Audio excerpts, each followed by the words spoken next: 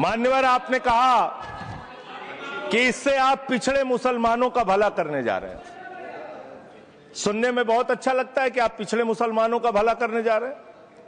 आपने इसमें कहा कि आप महिलाओं का भला करने जा रहे हैं। सुनने में बहुत अच्छा लगता है कि आप महिलाओं का भला करने जा रहे हैं। लेकिन ये सरकार, और यहां पे इस समय मंत्री जी नहीं है, मैं उनसे पूछना चाहता हूं, आप देश को और सदन को गलत जानकारी क्यों दे रहे हैं? मान्यवर, 2013 के वक्फ बिल में जो भारतीय जनता पार्टी की सहमति और सहयोग से पास हुआ, उसमें भी महिलाओं के लिए आरक्षण था। मना कर दीजिए कि नहीं था? मना करिए कि हम गलत बोल रहे हैं। मान्यवर, मंत्री जी ने कहा 1 करोड़ सुझाव आया। मैं आपसे पूछना चाहता हूं, कितने करोड़ ईमेल आए, कितने करोड़ पत्र आए, कितने करोड़ सुझाव आए? पूरे देश को जानकारी दीजिए। और मैं आपको दावे के साथ कह सकता हूं, जब पूरा सच सामने आएगा तो देश को पता चलेगा कितने लोग इस बिल के विरोध में थे, कितने लोग इस बिल के समर्थन में थे। मैं जेपीसी का सदस्य था मान्यवर, मैं कह रहा हूं आपसे लाइए। और आप पिछड़े मुसलमानों का भला करना चाहते हैं? मैं आपसे हाथ जोड़कर निवेदन करता हूं, विनती करता हूं, और हमारे जो मित्र उधर भी हैं, अगर आप मेरी बात से सहमत हैं तो समर्थन करना। समाज में छुआछूत को, बीमारी को मिटाने के लिए चलिए उठाते हैं कदम, और अगले सत्र में एक बिल लेके आइए। जितने भी हिंदुओं की कमेटियां हैं, ट्रस्ट है, बोर्ड है, उन सारे ट्रस्ट और कमेटियों में 80% आरक्षण दलित, आदिवासी और पिछड़े हिंदुओं को दीजिए। मैं समर्थन करूंगा आपका, माला पहनाऊंगा आपको। आप पिछड़ों का भला करने की बात करते हैं, आप दलितों का भला करने की बात करते हैं।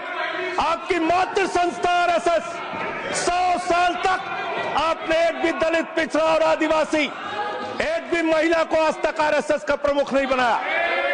आप दलितों और पिछड़ों और आदिवासियों की आरएसएस के बारे में भला करने की बात करते हैं। माननीय, इस बिल में क्या लिखा है? आप जो भी बातें इस विधेयक के अलावा बोलेंगे, उन सब को मैं एक्सप्लेन करूंगा। ये सच नहीं है?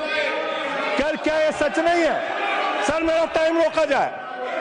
और सर, बिल के बारे में बात करते हैं। माननीय मंत्री जी ने कहा आज आप इस बिल को पास कर रहे हैं, आज आपका सीना चौड़ा हो रहा है, आपको लग रहा है एक धर्म के अधिकार को आप छीन रहे हैं। नहीं, कल को आप सभी धर्मों की धार्मिक संपत्तियां छीन के आप अपने दोस्तों का देने का काम करेंगे। मैं फिर इसको दोहरा रहा हूं और फिर इसको कह रहा हूं कि आप ये करेंगे, धार्मिक संपत्तियों के कब्जा करने का काम करेंगे। और किसी गलतफहमी में मत रहिए।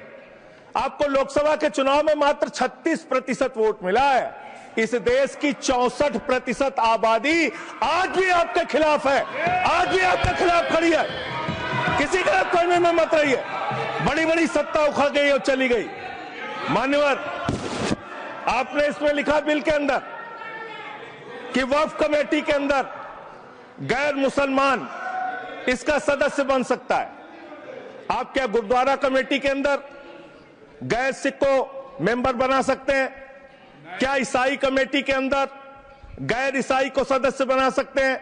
क्या बौद्धों की कमेटी के अंदर गैर बौद्ध को, क्या जैनों की कमेटी के अंदर गैर जैन को आप मेंबर बना सकते हैं? और इतना ही नहीं, क्या आप हिंदुओं के ट्रस्ट में, मंदिर के ट्रस्ट में आप क्या गैर हिंदू को मेंबर बना सकते हैं? नहीं बना सकते, नहीं बना सकते। आप एक झूठ फैला रहे हैं देश भर में, देश भर में झूठ फैला रहे हैं। आप कह रहे हैं ये मैं पढ़ रहा हूं राम मंदिर का, सर, राम मंदिर ट्रस्ट। झूठ शब्द असंसदीय है, जो असंसदीय शब्द उनको निकालते जाइए। सत्य से परे, सत्य से परे।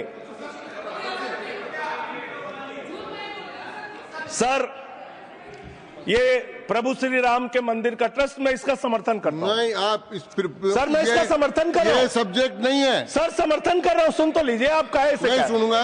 डिस्ट्रिक्ट मजिस्ट्रेट प्रोसीडिंग में नहीं आएगा। सर, मेरी बात तो बिल्कुल नहीं आएगा। सर, मेरी बात सुन लीजिए। घनश्याम जी प्लीज, चेयरमैन साहब, district magistrate of Ayodhya will be ex officio trustee who will be a practising Hindu. If the DM is not Hindu, then additional district magistrate will be an ex officio member of the trust. हम इसका समर्थन करते हैं sir. Hindu धर्म के trust में हिंदू को member होना चाहिए, आपने लिखा, हम इसका समर्थन करते हैं। लेकिन आप दूसरे धर्मों के ऊपर कह रहे हैं। कल को आप गुरुद्वारा कमेटियों में कहेंगे सिख नहीं दूसरे धर्म के लोग इसमें आएंगे, कल को आप जैन कमेटियों में घुसड़ेंगे, बौद्धों की कमेटियों में घुसड़ेंगे। ये बात गलत है, ये पूरी तरीके से गलत है। और आज पूरे देश को आप बताइए, मान्यवर, पूरे देश को आप बताइए, 2009 में आपने अपना घोषणा पत्र जारी किया था, मैनिफेस्टो। ये मैनिफेस्टो आपका लेके आया हूं, ये तो आपका डॉक्यूमेंट है, मेरे घर नहीं बना। इस मैनिफेस्टो में लिखा है इन्होंने कि 2009 के मैनिफेस्टो में लिखा है कि वक्फ की जमीनों पर जो अवैध कब्जे हुए हैं, के.आर. रहमान की कमेटी की रिपोर्ट के हिसाब से हम मुस्लिम धर्म गुरुओं के साथ बातचीत करके उसको खाली कराने का काम करेंगे। कितना दोहरा चरित्र है आपका। आपने कहा वक्फ की जमीनों को खाली कराने का काम करेंगे जिसपे कोई और कब्जा कर रखा है। मान्यवर, एक और बात, सुप्रीम कोर्ट के अंदर आप कह रहे हो कागज चाहिए, कागज चाहिए। मंत्री जी ने कहा कागज चाहिए। मंत्री जी, आपको कागज की बहुत जरूरत होती है, कागज आपको चाहिए। आपकी सरकार ने 2020 में, ये पूरे देश को देखना चाहिए, पूरे देश को सर, 2020 में मैं जेपीसी का मेंबर था, एक कागज वहां मिला मैं 2020 में सुप्रीम कोर्ट में। सर आप, मेरी बात नहीं आ रही सर मेरी बात नहीं आ रही। 2020 में मान्यवर, इस भारत की सरकार ने, मोदी जी की सरकार ने शपथ पत्र दिया सुप्रीम कोर्ट में। से क्या लिखा हुआ है? 99% वक्फ की संपत्तियां डिजिटाइज हो चुकी हैं। मुख्तार अब्बास नकवी साहब आपके मंत्री थे, उनका बयान है 100% वक्फ की संपत्तियां डिजिटाइज हो चुकी हैं। तो जब आप सारी संपत्तियां डिजिटाइज कर चुके हैं, सब कुछ ऑनलाइन कर चुके हैं वामसी पोर्टल में, सारे कागजात जा चुके हैं, तो क्या आप फसाद कराने के लिए फिर से कागज मांग रहे हैं? फसाद कराने के लिए आप फसाद कराने के लिए कागज मांग रहे हैं। आप फसाद कराने वाले हिंदू हैं, हम सौहार्द फैलाने वाले हिंदू हैं। यह बुनियादी फर्क है, यह बुनियादी फर्क है। आप देश भर में फसाद, नफरत, लड़ाई, झगड़ा कराने का काम करते हैं। मान्यवर, मैं अंत में आप लोगों से सिर्फ एक ही बात कहना चाहता हूं कि आज सच्चर कमेटी की रिपोर्ट की बात कही गई और कहा गया 12,000 करोड़ की आमदनी हो सकती थी। एक सुझाव मैं पूरे सदन की तरफ से इस सरकार को देना चाहता हूं। 12,000 करोड़ की आमदनी की चिंता है वक्फ की, करोड़ों मुसलमानों की चिंता है आपको। एक अपने दोस्त को पकड़ के लाइए, नीरव मोदी को 20,000 करोड़ वसूलिए, 12,000 करोड़ वक्फ को दीजिए, 8,000 करोड़ अपने पास रखिए। 8,000 करोड़ का आपको मुनाफा होगा, 12,000 करोड़ वक्फ को दे दीजिए, करोड़ों मुसलमानों का भला हो जाएगा। मान्यवर, अंतिम बात कह के आपने कहा सच्चर कमेटी की रिपोर्ट से 12,000 करोड़ की आमदनी की बात कही गई है। अर्ध सत्य मत बोलिए, पूरा सत्य बोला कीजिए। सुविधाजनक सत्य मत बोलिए, पूरा सच बोला कीजिए। मंत्री जी, इसमें लिखा हुआ है सच्चर कमेटी की रिपोर्ट में कि भारत की सरकार ने, राज्यों की सरकार ने अलग अलग राज्यों में, अलग अलग जगहों पे 365 वक्फ की संपत्तियां कब्जा कर रखी हैं। आप उसके बारे में नहीं बताते, आप अर्ध सत्य बोलते हैं। मैं तो जेपीसी का मेंबर रहा हूं, मुझे सब पता है। तो इसलिए मान्यवर, आप फैला रहे हैं झूठ, ट्रिब्यूनल के फैसले, बस खत्म सर, खत्म। असत्य, सत्य से परे मान्यवर, सत्य से परे मान्यवर। ट्रिब्यूनल के लिए आप कह रहे हैं उसको अपील नहीं की जा सकती। हाई कोर्ट का फैसला ट्रिब्यूनल के फैसले के खिलाफ आया है, सुप्रीम कोर्ट का फैसला ट्रिब्यूनल के फैसले के खिलाफ आया है। आपने कहा 5 साल का प्रैक्टिसिंग मुस्लिम होना चाहिए। कैसे प्रैक्टिसिंग मुस्लिम तय करेंगे सर? आप क्या मुसलमानों के घर में सीसीटीवी का कैमरा लगाएंगे? कौन नमाज पढ़ रहा है, कौन नमाज नहीं पढ़ रहा है, कौन मुसलमान है, कौन मुसलमान नहीं है? आपने मान्यवर ऐसे प्रावधान इसमें रखे हैं जो बड़े अजीब है, जो अपने आप में ये बताते हैं कि आपकी मंशा सिर्फ देश में झगड़ा कराने की है, नफरत फैलाने की है, फसाद कराने की है। आपकी मंशा कहीं भी मुसलमानों का या किसी वर्ग का भला करने की नहीं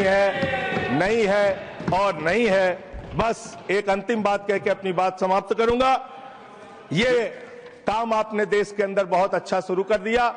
आप एक काम करते हैं, देखो मुसलमानों को ठीक कर रहा हूं, दूसरी तरफ महंगाई बढ़ रही है, नुकसान हिंदुओं का।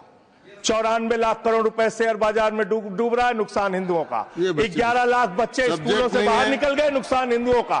तो मुसलमानों का को ठीक करने के नाम पर आप नुकसान देश के करोड़ों हिंदुओं का भी कर रहे हैं। इसलिए ये सब बातें करके देश में आप नफरत फैला के ये सब झगड़े फसाद के काम मत कीजिए।